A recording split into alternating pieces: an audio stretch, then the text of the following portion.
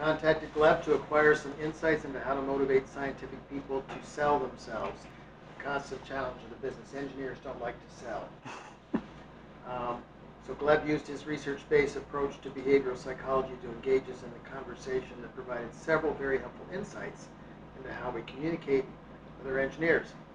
We were using far too much business speak that was not connecting emotionally with our people.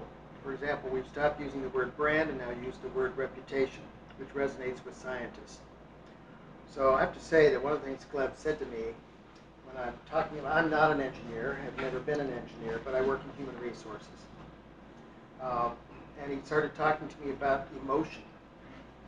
My first response was, engineers have emotions?